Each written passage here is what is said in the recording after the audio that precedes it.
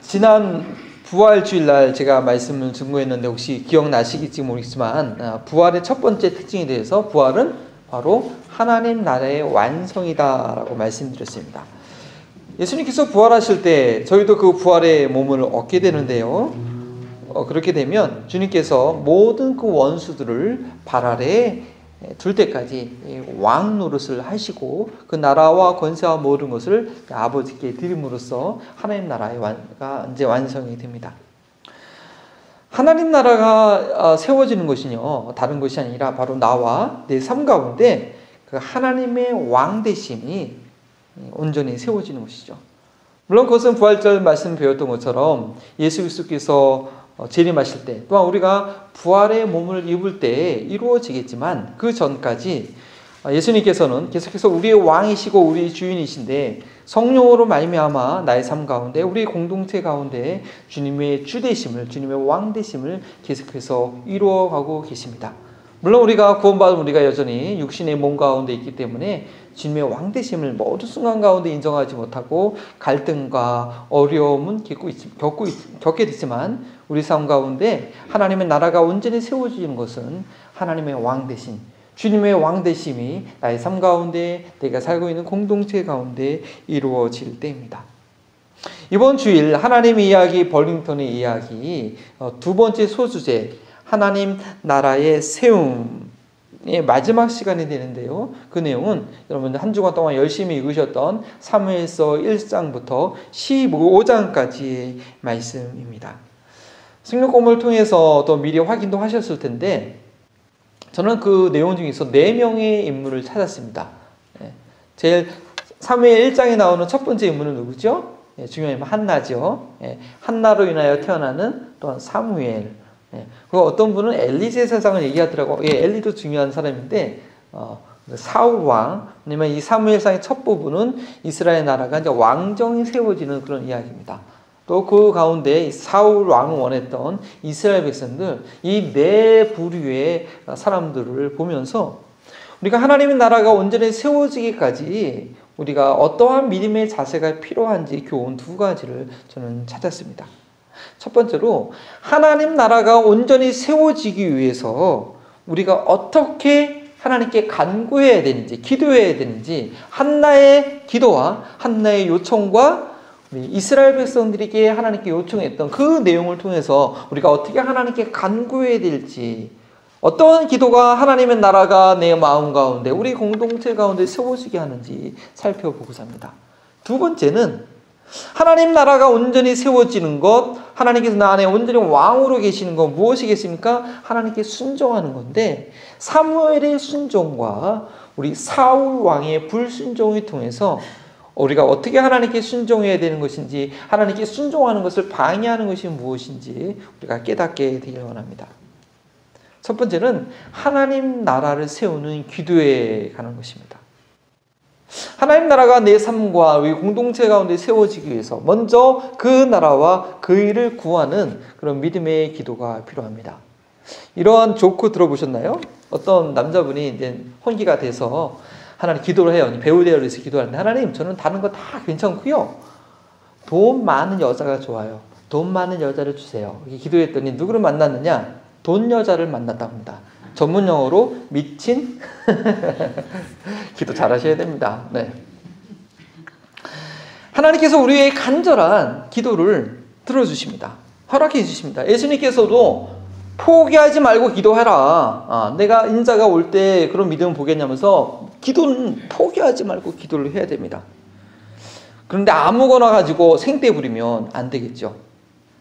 때로는 그 생떼 부르는 거 응답도 해주시는데요. 그것이 별로 우리한테 도움이 안 되는 경우가 있습니다. 히스기야 왕 아시나요? 너무나 선한 왕이지 않았습니까? 유다 왕 가운데 선군 중에 한 명인데 그가 죽을 병에 걸렸습니다. 그래서 히스기야가 기도해 좀 더 오래 살고 싶었나 봐요. 하나님 제가 그동안 열심히 하나님 위해서 일한 거 기억하시고 벽을 바라보면서 저를 살려달라고 기도해 주죠.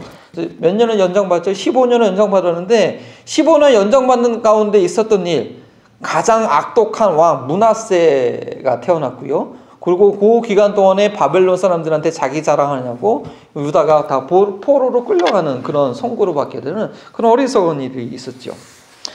주님의 말씀이 내 안에 있고 내가 주님 안에 있을 때 주님의 선한 소원이 내 안에 일어나게 되고 그것을 우리는 기도할 수 있어야 됩니다. 즉 하나님의 뜻에 맞는 그런 간구를 해야 됩니다.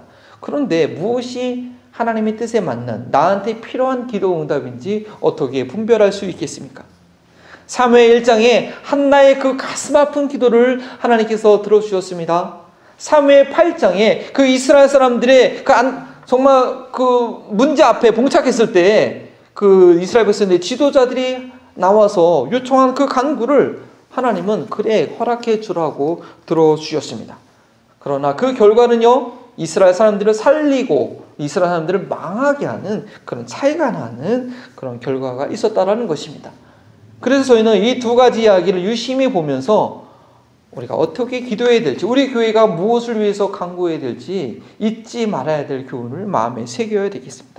한나의 이야기를 말씀드립니다. 한나는요, 에브라임에 살던 레위인 이 엘가나의 사랑받는 아내였습니다. 그런데 이 한나에게 무엇이 없었죠?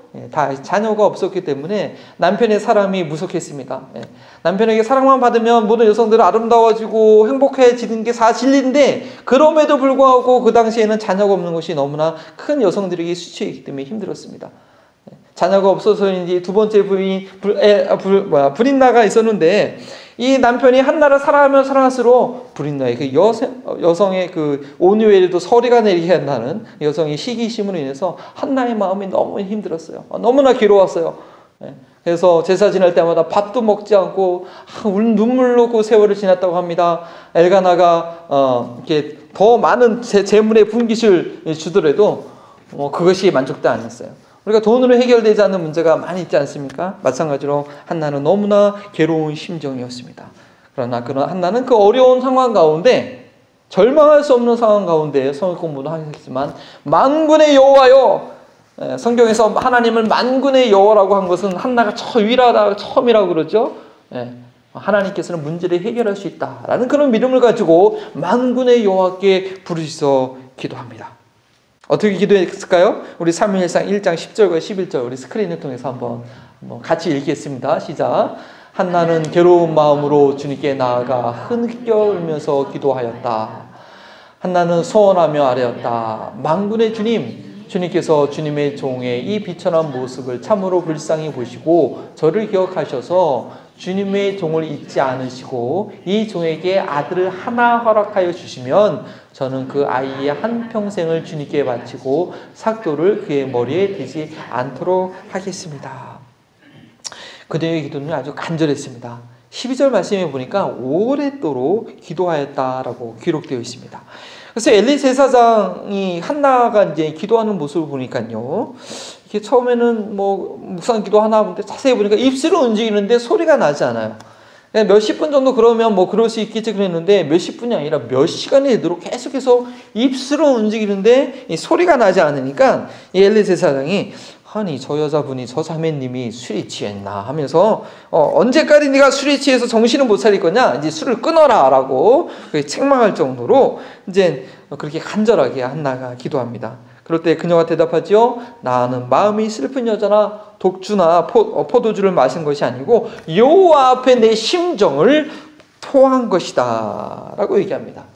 저희는 종종 스트레스 받거나 이렇게 어려운 일이 생기면 그걸 잊어버리려고 기분 전환을 위해서 이렇게 좀 안 좋은 것도 하고 좀 이렇게 내가 즐기는 그 무엇을 하는 그 경향이 있는데요. 한나의 마음 가운데는 하나님께 대한 신뢰로 인해서 그 괴로운 심정을 하나님께 토로하고 있습니다. 너무 기가 막히면 저희가 말이 안 나오죠. 마찬가지로 한나도 너무나 그 심정이 괴로웠기 때문에 우리 여성들 그런 게 일평생 살면서 한두 번 정도 있을 것 같아요. 이때 한나를 기억하시면 좋겠습니다. 그 기가 막힌 심정을 말도 못하고 음성도 못 내고 하나님께 하고 있는 것입니다. 그런데요, 한나의 이 간절한 기도의 태도보다 더 중요한 게 있습니다. 바로 한나의 기도의 내용입니다. 지금 한나가 왜 기도하고 있습니까? 자녀가 없어서 고통 가운데 있기 때문에 자녀를 달라고 기도하고 있어요. 근데 한나의 소원이 뭐예요? 그 자녀를 다시 하나님께 드리겠다는 거예요. 그 고통을 해결하기 위해서는 그 자녀를 제가 움켜쥐고 있어야지 브린나한테 멸시당하지 않고 채목이 설 것 같은데 아니에요. 자녀를 주시면 다시 하나님께 드리겠다고 그렇게 기도하고 있는 것입니다. 그 부분은 제가 다시 한번 읽어드립니다. 주의 여종의 고통을 돌아보시고 나를 기억하사 주의 여종에게 아들을 주시며 내가 그의 평생에 그를 여호와께 드리고. 바로 이러한 기도가 하나님 나라를 세우는 기도의 특징이라는 것입니다. 나의 필요를 위해서 기도를 하긴 하는데, 나의 문제를 해결해 달라고 기도를 하긴 하는데, 그 결과가 하나님을 위한 것이 되어야 한다는 것입니다. 하나님께 드려진 바가 되어야 합니다.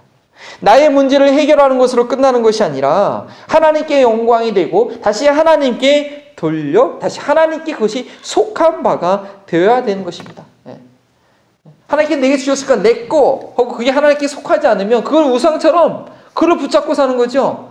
그것을 주신 하나님을 기억하는 것이 아니라 그거 즐기느냐고 하나님을 더 떠나게 되는 그런 어리석은 일을 할 때가 저에게 있다는 것입니다.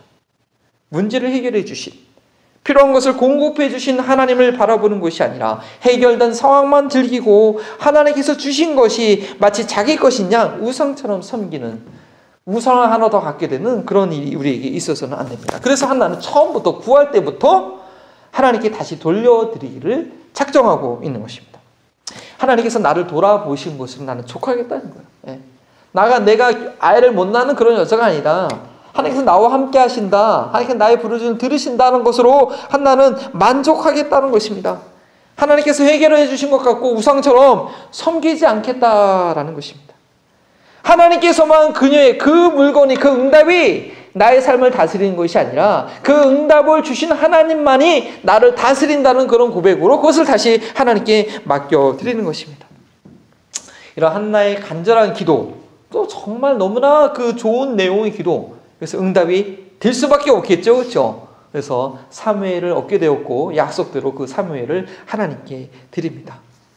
그리고 사무엘은요, 정말 그 타락한 시대, 하나님의 음성을 들리지 않은 그 혼미한 시대 가운데 하나님의 음성을 듣고 그대로 순종하고 전하는 선지자 겸 또 사사의 역할을 감당해서 그 타락한 시대에 이스라엘의 등불이 되었습니다. 자신의 고통으로 인해서 구한 것이지만 자신의 유익만을 위한 것이 아니라 하나님께 드리고자 간구했을 때에 하나님의 나라가 세워지는, 이스라엘이 다시 회복되어지는 그런 응답을 받게 됩니다. 그리고 여기서 우리가 또 하나 놓치지 말아야 될, 보너스로 얻어야 될 그런 진리는요, 한나가 그렇게 사무엘을 드린 이후에 어떤 일이 있었는지 성경 읽으시면서 발견하셨어요? 아들을 몇 명을 더 얻었죠? 세 아들과 두 딸을 더 하나님께서 주셨습니다. 그렇죠? 우리 하나님이 뭐가 부족하다고 그거 받고 다 챙기시겠어요? 이것도 챙기고 저것도 챙기고. 아니죠. 더 후하게 주시는 그런 하나님에 대한 신뢰가 우리가 이렇게 있기 원합니다. 근데요, 사무엘상 이제 8장을 읽어보시면 아시겠지만 8장에서 이스라엘 사람들이 하나님께 구한 것은 정반대였습니다. 구한 동기부터 그랬고요. 구한 그 내용부터 사무엘 선지자와 하나님은 많이 우려를 하셨어요. 그런데 응답을 해주셨죠. 그 응답의 결과가 이 이스라엘 사람들이 하나님의 영향력으로부터 떨어지게 되는 그런 결과가 될 수 있는 그런 상황이었습니다. 한 주간 미리 공부하신 내용을 제가 배경으로 설명을 드립니다. 하나님께 드려진 사무엘은요, 엘리 제사장 밑에서 성장했습니다. 당신은 말기 왕자와 같은 그런 사사의 마지막 시대에서 극도로 타락했습니다. 사람들이 사사 시대 때 자기의 소견에 옳은 대로 행한 것뿐 아니라 그것을 막고 가르치고 행할 제사장자마저도 자기의 소견에 옳은 대로 했는데요. 그것이 얼마나 심각했는지 그 사무엘상 2장에 보면 엘리의 제사장 두 아들도 홈니와 비느하스의 그 죄악을 아십니까? 목회자들이 가장 피해야 될 죄, 모든 남성들은 마찬가지지만 바로 돈과 권력과 성, 이 세 가지를 조심해야 되는데 이 엘리 제사장은 이 세 가지를 다 깨트리면서 하나님의 망신을 온 세상에 하고 있습니다. 더군다나 이 엘리 제사장들이요, 엘리 제사장이 하나님 존경하는 것보다 자식을 더 중히 여겼기 때문에 물론 형식적으로 책망은 했지만 그 중심으로 책망을 못한 거예요. 하나님을 두려워하지 못하고 하나님을 경외하는 것보다 자식을 더 소중히 여겼기 때문에 그렇게 했다고 합니다. 결국 사무엘을 통해서 들은 예언처럼 이 옴니와 비느하스는요, 블레셋의 전쟁터에서 한날에 죽고 자, 옴니와 비나스가 맞나요? 아니, 맞아. 비슷한 이름에서. 자, 어리석었어요. 평상시에는 하나님을 경배하다가 전쟁되니까 이거를 법궤를 부적처럼 사용하다가 이 법궤까지 뺏기는 그런 하나님의 영광이 떠났다. 이가봇 하나님의 영광이 있을 가운데 떠나드는 그런 힘든 상황을 되게 됩니다. 이 소식을 들은 그 비대했던 엘리 제사장도 너무나 뚱뚱해서 놀래가지고 의자에서 넘어졌는데 목이 부러져서 죽음을 당했고, 그 뒤를 이어서 대제사장들이 다 죽었기 때문에 사무엘이 그 역할을 사사와 제사장으로서 통치를 합니다. 근데요, 이 사무엘 선지자도 자녀를 어떻게 양육해야 되는지 거기서 성장했으니까 좋은 보온이 없어요. 보고 배우는 게 참 중요해요. 그래서 사무엘도 자녀들을 잘 가르치지 못해요. 사무엘이 잘 통치하고 의롭게 통치하고 나이가 들어서 이제 그때는 이제 사사들에게 아들들에게 사사 역할을 물려줬는데 제대로 하지 못하네요. 이게 자기 이익을 따라서 뇌물을 받고 굳게 판정을 하니까 장로들이 화가 났어요. 이스라엘 사람들이 원망을 하니까 장로들이 이제 사무엘 선지자한테, 그 대선지자한테 나와가지고 조심스럽게 얘기하는 거죠. 사무엘 선지자님, 아무래도 우리도 다른 나라처럼 왕이 필요할 것 같습니다. 당신 아들들이 이렇게 선지자처럼 이렇게 정의롭게 행하지 못하고 그러니까 왕을 좀 세워달라고. 사무엘 선지자가요, 이게 되게 좀 소심한 A형이네요. 상처가 아주 컸어요. 나중에 12장에 보면 이러세요. 내가 니네들 재물 하나라도 손댄 거 있냐? 없지 않냐? 하면서 막 얘기하면서 그렇게 나중에 하죠. 사무엘, 그래서 이제 아마도 그 이스라엘 사람들에게는요, 그 하나님께서 어려운 일이 있을 때마다 사사들을 딱 세우셔가지고 그걸 해결해 주셨거든요. 근데 이스라엘 주변의 그 민족들을 보니까 그 강력한 왕이 있어서 군대를 거느리고 이스라엘을 침략하는 것을 보면서 이스라엘 지도자들이 아니다, 우리도 이런 강력한 왕의 통치, 단일 체제의 통치가 필요하겠다라고 생각을 한 것입니다. 말씀드렸듯이 이스라엘은 문제가 있을 때마다 하나님께서 세우신 통치자 사사를 통해서 해결하셨는데, 근데 그 사사들은 자기의 지파 안에서만 영향을 미쳤고 또 필요할 때만 그 존재감이 있었기 때문에 이스라엘 사람들은 더 강력한 그런 힘을 원했습니다. 12지파를 하나로 묶고 하나님께 일했을 때마다 애써 부르짖지 않아도 도와주시는 그런 왕을 구한 것입니다. 그래서 이 이스라엘 사람의 요청에 사무엘이 마음이 상했죠. 그리고 대응하는 것이 아니라 하나님께 한나처럼 하나님께 기도합니다. 이것이 과연 합당한 것인가 하나님께 묻습니다. 하나님은 이 사무엘의 마음을 너무 그 속상했던 마음을 알았던 것 같아요. 사무엘아, 그들이 너를, 네 아들과 너의 통치를 배반한 것이 아니라 바로 나의 통치를 배반한 거다. 너 너무 그렇게 속상하지 말고 그들의 요청을 들어주라라는 것이죠. 왕이 있기 전에는 하나님이 수시로 그 백성들과 하나님과의 관계성 가운데 잘못하면은 하나님께 부르짖고, 애들이 용돈 떨어지면 부모께 와서 요구하는 것처럼 이런 관계성 가운데 그게 통치가 됐는데, 이제 아버지 재산 다 주세요. 내 통장에 딱 다 넣어주세요. 이런 거예요. 돈 필요할 때 와서 구할 수 있는 그런 요청이 없는 거예요. 그냥 다 달라는 거예요. 그래서 하나님은 이제 거부하게 되는 그런 상황이 되었다라는 것입니다. 그런 상황 가운데 있었던 것이죠. 사무엘의 두 아들들이 이스라엘 백성들을 정의롭지 못하게 다스렸을 때 그들의 문제에 대한 해결책으로 나름대로 하나님께 구한 것이 절박한 것도 있었지만 그것은 하나님의 영향권에서 벗어나는 그런 구함이었다라는 것입니다. 한나처럼 자신의 필요 때문에 구하긴 했으나 그것이 하나님과의 관계를 돕지 못하는 것이 되었습니다. 도리어 그들의 삶 가운데 하나님의 간섭하심을 멀리하게 될 그런 위험이 있는 강구였습니다.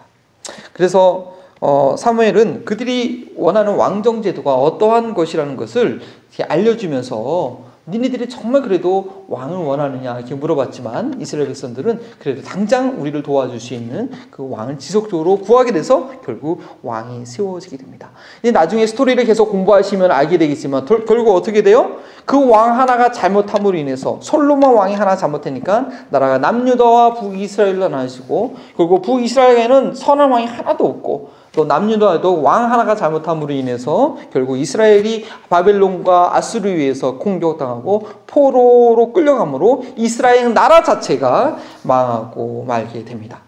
하나님 나라를 세우는 것이 아니라 하나님 나라가 무너지는 그런 결과에 이르게 됩니다. 하나님 나라가 내 삶과 내가 속한 공동체 가운데 세워지기 위한 그런 기도는요, 지교에서 기도는 아주 필수 불가결한 요소입니다. 그래서 저희가 이제 중보기도 사역을 하게 되는데 여러 가지 기도 제목들을 우리가 외우면서 함께 기도해야 됩니다. 그러나 한나와 같이 하나님께 다시 돌려드리는 기도가 하나님 나라를 세우게 된다는 것입니다. 이스라엘 백성들처럼 자신들의 피로만 구하게 되면 도리어 그것은 하나님 나라를 무너지게 합니다. 두 번째로요, 하나님 나라가 나의 삶과 내가 속한 공동체 가운데 온전하게 세워지기 위해서는요, 우리가 하나님께 어떻게 순종하느냐가 아주 중요한 관건입니다. 하나님 나라를 세우는 순종에 관해서 말씀을 드리기 원합니다. 사무엘의 성공한 순종과 이 사울 왕의 실패한 순종에서 무엇이 순종을 가능하게 했고 무엇이 순종을 방해했는지 우리는 배워야 합니다. 하나님께서 내 삶 가운데 완전한 왕으로 계신 자의 그 순종과 아직도 자기가 자기 스스로의 그 왕됨을 포기하지 못한 순종하는 척하는 사람의 그 차이를 우리는 발견하게 될 것입니다. 먼저 사무엘의 순종에 대해서 말씀드립니다. 사무엘은요, 어렸을 때부터 하나님의 음성을 듣는 기본 자세, 기본기를 잘 배웠습니다. 사무엘이 하나님의 음성 처음 들었을 때 그것이 하나님의 음성인지 잘 구별을 못했어요. 그래서 3번씩이나 엘리 제사장을 찾아가게 되죠. 그래서 엘리 제사장이 아직 하나님의 음성을 들어오지 못한, 아마 엘리 제사장은 그 옛날에 하나님의 음성을 들었던 그런 기억이 있었던 것 같아요. 지금은 잘 못 듣고 있는 그런 상황 가운데 이 사무엘이 하나님의 음성을 듣나 보다 하고 그에게 아주 좋은 지침을 내려주죠. 사무엘상 3장 9절 말씀 우리 함께 읽겠습니다. 시작. 엘리가 사무엘에게 이르되 가서 누웠다가 그가 너를 부르시거든 내가 말하기를 여호와여 말씀하옵소서 주의 종이 듣겠나이다 하라 하니 이에 사무엘이 가서 자기 처소에 누우니라. 그렇죠. 여호와여 말씀하옵소서 주의 종이 듣겠나이다. 너무 유명한 구절 아닙니까? 성급 성패도 있는 그런 구절인데요. 바로 이것이 하나님의 음성을 듣는 기본 자세라는 것입니다. 창조주 하나님은 말씀하시는 분이고 피조물 인간은 듣는 입장입니다. 그리고 이것이 믿음 생활의 시작입니다.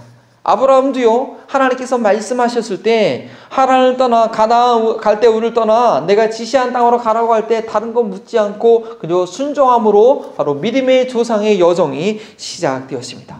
믿음 생활의 기본은 듣고 순종하는 것이라는 것입니다. 듣고 이해하는 게 아니고요, 이해하는 것을 순종하는 것, 순종하여 행하는 것입니다. 여기서 듣겠나이다 라고 번역한 히브리어 단어 이 소메는요, 순종하다라는 뜻도 내포하고 있습니다.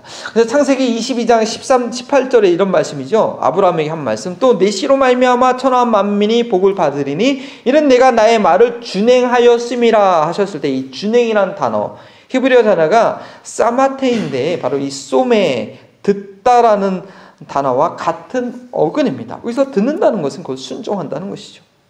믿음의 세계는, 여러분 믿음의 세계를 어떻게 이해하십니까? 믿음의 세계는요, 하나님께서 행하시는 세계입니다. 하나님께서 행하시고 그 행하시는 일에 인간을 초대하는 것입니다. 이 거대한 우주를 창조하신 하나님의 일을 인간의 이성으로 다 이해할 수 있을까요? 최근에 블랙홀을 최초로 사진을 찍었다는 그 사진이 공개되었는데, 연구해도 끝이 없는 것이 우주가 아닙니까?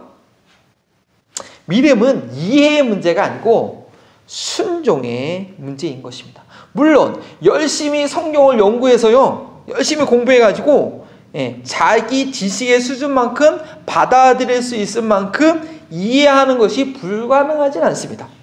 그러나 이해만을 가지고는 하나님과의 생명의 관계를 유지할 수 없어요. 자기의 이성에 갇혀있는 자신의 우상을 믿을 뿐이에요. 지금 죽으시면 천국에 가실 확신이 있으십니까? 다 알지요. 이해하지요.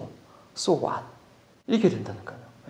하나님 아는 게 이해하는 걸로 끝나면 자기의 이성의 우상에 매이고 만다는 것입니다. 믿음은 처음부터 듣고 순종하는 것으로 시작해야 됩니다. 순종함으로 살아계신 하나님을 조금씩 경험해 가야 합니다. 인간의 지식으로 이해할 수 있는 분이 아니라는 것이죠. 행함으로 삶 가운데 경험되어져야 합니다.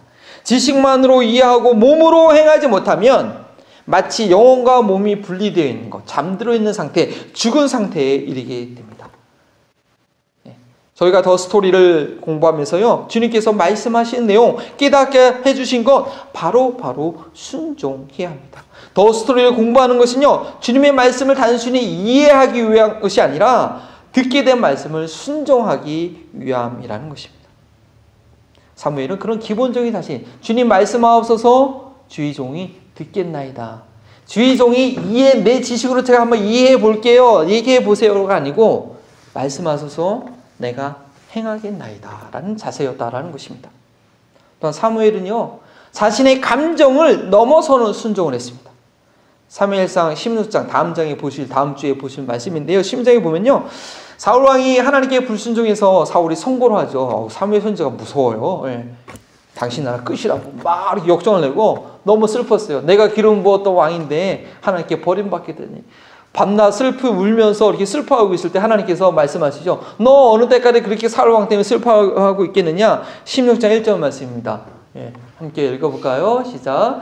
여호와께서 사무엘에게 이르시되 내가 이미 사울을 버려 이스라엘 왕이 되지 못하게 하였거늘 내가 그를 위하여 언제까지 슬퍼하겠느냐? 너는 뿔에 기름을 채워 가지고 가라. 내가 너를 베들레헴 사람 이새에게 보내리니 이는 내가 그의 아들 중에서 한 왕을 보았느니라 하시니라. 가장 힘들 때 전문으로 갈 때 일하시는 하나님께서 일하고 계셨습니다. 그래서 이 말씀은요, 사울에게 아주 두려움의 감정이 앞서게 되는 그런 명령이었어요. 2절 말씀에 보니까 사무엘이 그렇게 얘기해요. 사무엘이 이르되 내가 어찌하여 갈 수 있으리까? 사울이 들으면 나를 죽이리이다. 엘리야가 두려워했던 것처럼 사울도 그런 왕이 힘이 있으니까, 그 왕이 지배력이 있으니까, 그게 간다는 게 참 두려운 마음이 사무엘한테 들었어요. 믿음의 시작은 듣고 순종하는 것이죠. 하나님께 순종하다 보면 하나님을 알고 하나님의 뜻을 분별하게 됩니다. 그런데 어느 단계에 이르려면요, 이 사무엘처럼 하나님께 말씀하신 것에서 대해서 자기의 처지와 상황을 하나님께 아뢰 수 있는 그런 교제 차원으로 이제 성장을 하게 됩니다. 또 하나님께서도요, 무조건만 복종만 그렇게 원하시는 분이 아니세요. 우리가 얘기를 하면 거기에 대한 대안을 주세요. 이렇게 설득을 하세요. 그래서 뭐라고 얘기하냐면요, 제사를 드리러 간다고 하고, 그러면 선지자가 제사장에 사무엘이 제사 드린 거예요. 늘상 있는 일이니까. 그러고 가다가 이새의 아들 중에서 한 명을 기름 부어라. 그렇게 얘기를 한 거죠. 사무엘이 자기 두려운 감정을 얘기했지만 결론은 순종입니다. 사무엘은 사울이 버림받게 된 그런 슬픔과 그의 위협에 대한 두려움의 감정을 뒤로하고 하나님께서 주신 대안을 가지고 순종을 합니다. 네, 이성보다 감정의 영향력이 더 크다는 것 아세요?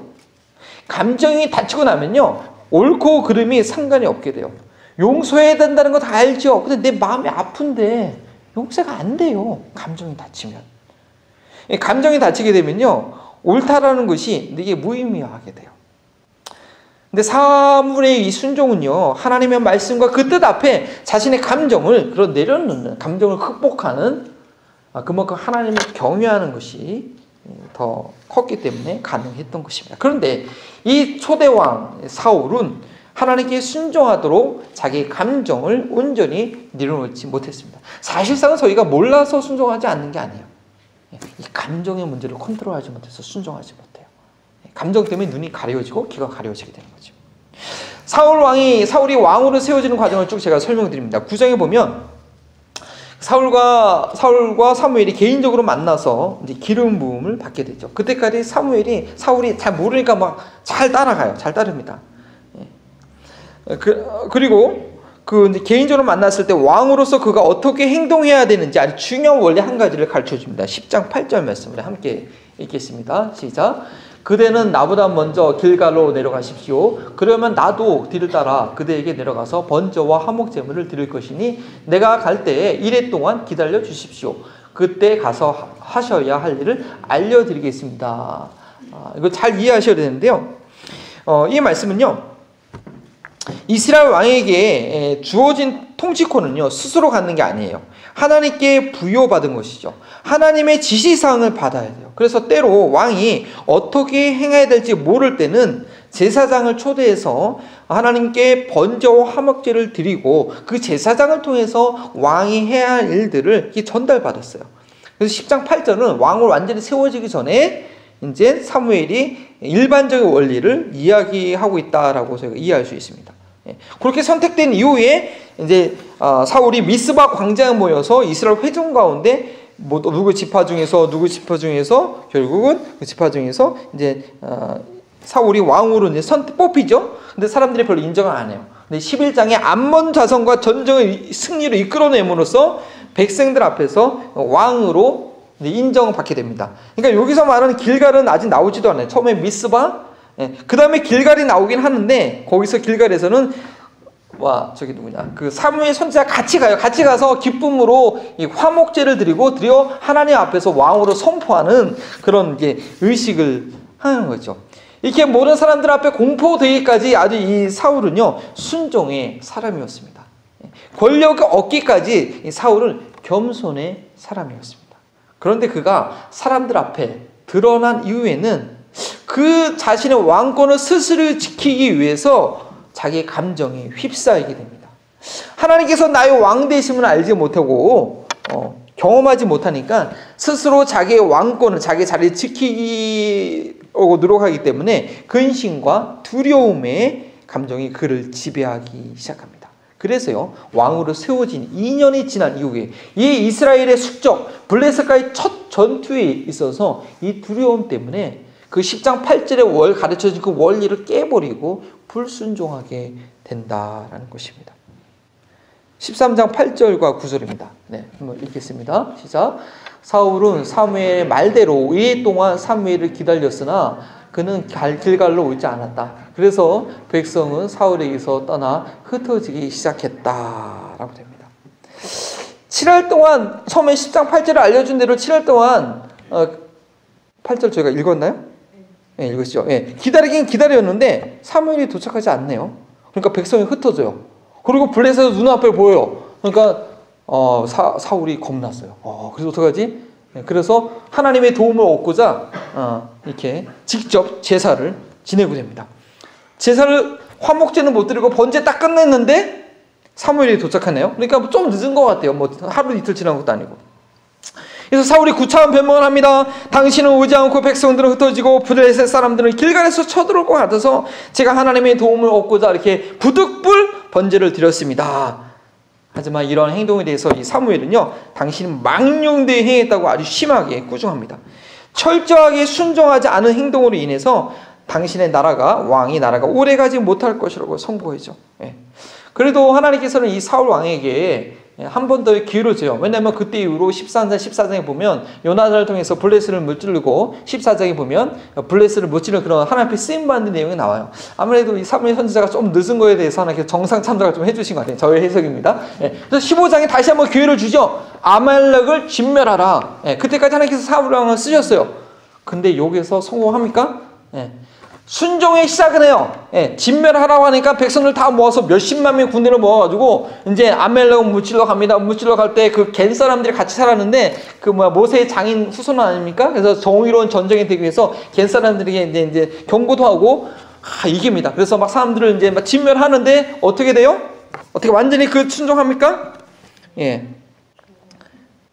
좋은 거는 내립니다. 감사합니다. 반응이 있으셨어요. 자. 같이 읽어보겠습니다. 15장 9절 시작. 그러나 사울과 그의 군대는 아가뿐만 아니라 양떼와 소떼 가운데서도 가장 좋은 것들과 가장 기름진 짐승들과 어린 양들과 좋은 것들은 무엇이든지 모두 아깝게 여겨 진멸하지 않고 다만 쓸모없고 값없는 것들만 골라서 진멸합니다. 여기서 사울과 그의 백성들, 이제 개혁성경에는 백성이라고 되어 있는데요. 이 단어에서 사울의 마음이 어땠는지 우리는 한 단서를 발견하게 됩니다. 진정한 왕이신 하나님을 두려워함으로 그 명령대로 정확하게 이루기보다는요, 백성들에게 받아야 될 인정이 더 중요했어요. 그래서 실제로 이제 사무엘이 와가지고 막 책망하고, 그러니까 처음에는 내가 하나님 앞에 좋은 걸로 제물 드리려고 이렇게 놔둬놨습니까? 그러니까 하나님이 듣는 것이 순종이 뭐보다 낫다고 하면서 막 얘기하니까 그제서야 자기 마음을 실토하지. 아니 사실은 백성들이 제가 두려워서 그들의 요청한 대로 했다라고 그렇게 실토를 하고 있습니다. 15장 24절은 제가 읽어드립니다. 사울이 사무엘에게 이르되 내가 범죄하였나이다. 내가 여호와의 명령과 당신의 말씀을 어긴 것은 내가 백성을 두려워하여 그들의 말을 청종하였습니다. 백성이 두려워서 그들의 요청에 들어줬다는 거죠. 사울은요, 그의 왕권이 백성의 비율을 잘 맞춰줘야지 유지되는 줄 알았어요. 그래서 그가 마지막으로 사무엘에게 요청한 그 요청이 뭔지 아세요? 너무나도 어이가 없어요. 사무엘은 막 화가 나가지고 너 이제 끝이 아니냐, 이제 네 왕국 끝났어, 막 그렇게 얘기하는데, 그래요, 제가 잘못했어요, 제가 이제 끝이 근데 안 깨는데 마지막 한번 저랑 같이 가서 저랑 같이 예배 제사 드려달라는 거예요. 왜요? 백성들 앞에서 제 위신을 세워달라는 거예요. 백성들이 자기 인정하면 자기가 왕권을 유지할 줄 알았어요. 그러한 어리석은 행동을 하고 있는 것입니다. 이 사울이 하나님을 경배하라고 한 것은요, 하나님을 위한 것이 아니었습니다. 백성들 앞에서 자기의 체면을 유지하기 함이었습니다. 사울 왕은 자신을 세우신 이스라엘의 진정한 왕이신 하나님을 모르고 스스로 자신의 왕됨을 유지하려 했기 때문에 하나님께 온전히 순종하는 것에 실패했다라는 것입니다. 믿음의 세계에 있어서는요, 하나님께 순종하는 것보다 더 귀한 가치는 없습니다. 하나님께서 완전히 나의 왕되심을 고백하는 최후의 행동은 예수님께서 그 마지막에 아버지의 뜻대로 되기 원하나이다.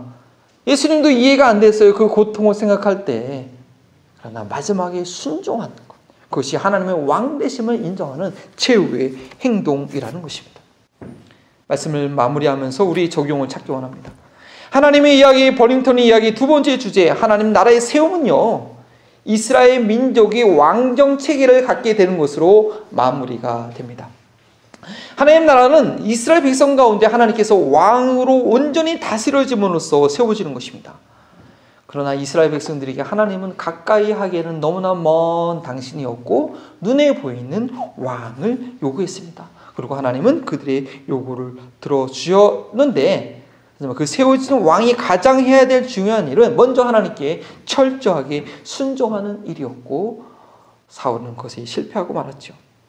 하나님 나라가 나와 내가 속한 공동체 가운데 온전히 세워지려면 하나님만이 온전히 왕으로 계셔야 됩니다. 하나님께서만이 완전히 왕으로 계신 증거는 말씀드렸던 두 가지입니다. 하나님 나라를 위한 기도와 하나님께 대한 완전한 순종입니다.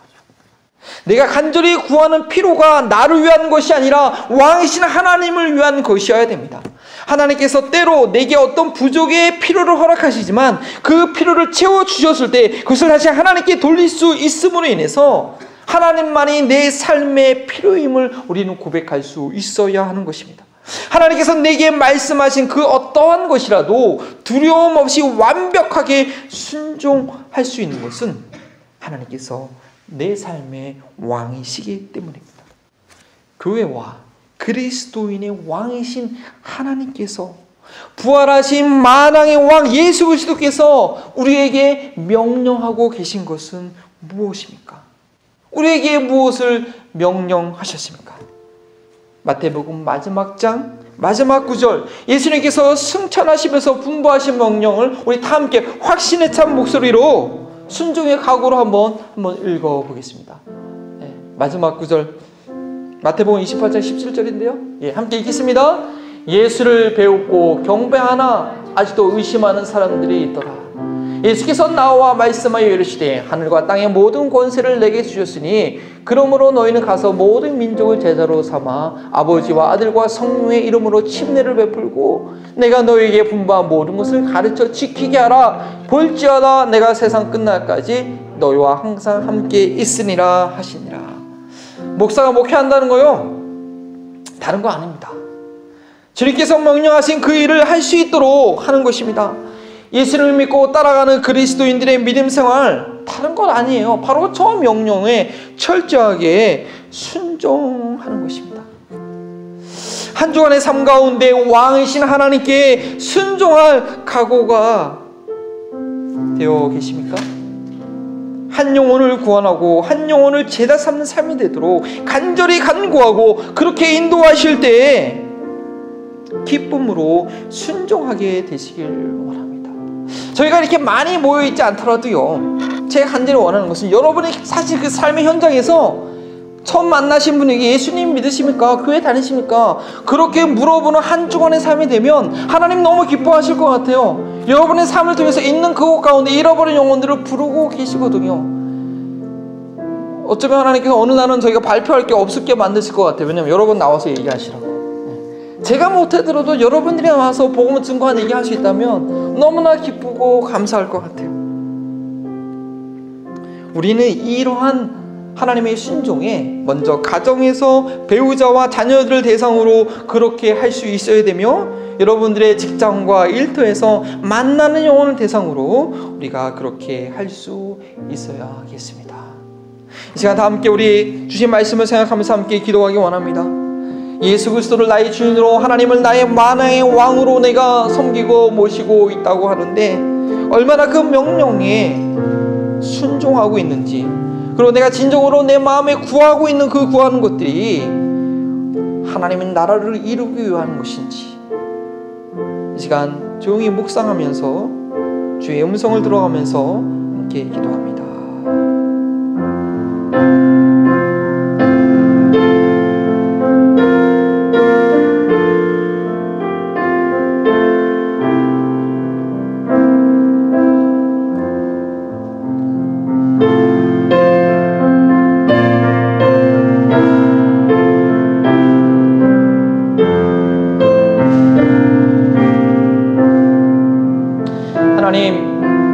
아무 소망 없이 이 땅에 썩어질 것을 위해서 지옥 형벌을 향해서 가고 있던 나를 불러주셔서 하나님과 교제하며 하나님과 대화할 수 있는 그런 존귀한 자녀를 삼아주시고 감사합니다.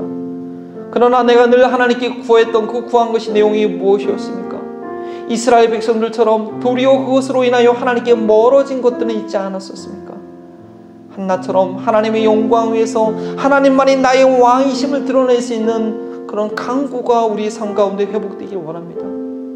주님께서, 만왕의 왕께서 나에게 명령하신 그 명령이 무엇인지 삶의 현장 그 순간순간마다 하나님께서 내게 원하시는 그 참뜻이 무엇인지 들을 수 있는 귀가 있길 원합니다. 말씀하옵소서 주의 종이 듣겠나이다. 이해하는 것으로 끝나는 것이 아니라 그 명령 하나님을 경외하고 두려워함으로 오직 하나님만을 의지함으로 담대하게 순종할 수 있는 한 주간의 삶 되기 원합니다. 주님께서 한 주간의 삶 가운데 내게 만나게 하시는 그 영혼, 나에게 붙여주는 그 영혼, 나의 입술을 통하여, 나의 섬김을 통하여 주의 사랑이 증거되게 하여 주옵소서. 감사하며 예수 그리스도의 이름으로 기도합니다. 아멘. 다시 함께 응답하심으로 찬양 드리십니다. 주님만이 나의 사랑이시고 나의 왕이십니다. 내 주 대신 주를 참 사랑하고 고 그에게 죄를 다 고합니다.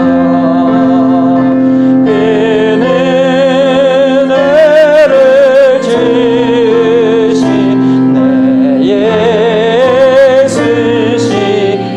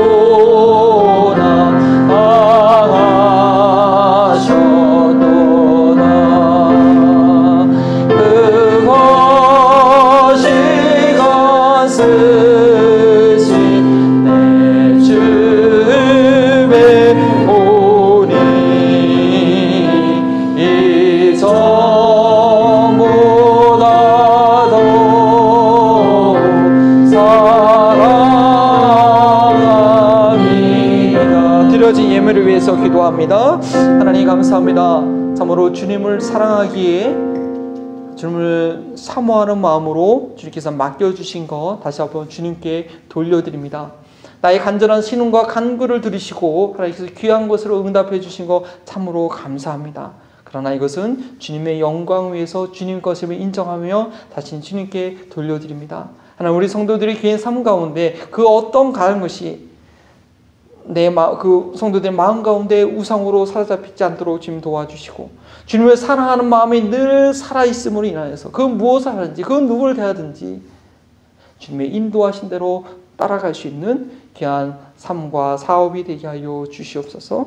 감사하며 예수 그리스도 이름으로 기도합니다. 완전한 순종의 본이 되어주신 예수 그리스도의 은혜와 우리가 구한 것보다 더 풍성한 것으로 주시고 그것을 통해 영광 받으시는 하나님의 사랑하심과 기도와 순종으로 하나님께만이 나의 왕 되심을 증거케 하시는 성령님의 교통하심이 우리 한마음 벌리던 교회 성도님들께 지금부터 영원토록 함께 하시기를 축원하옵나이다.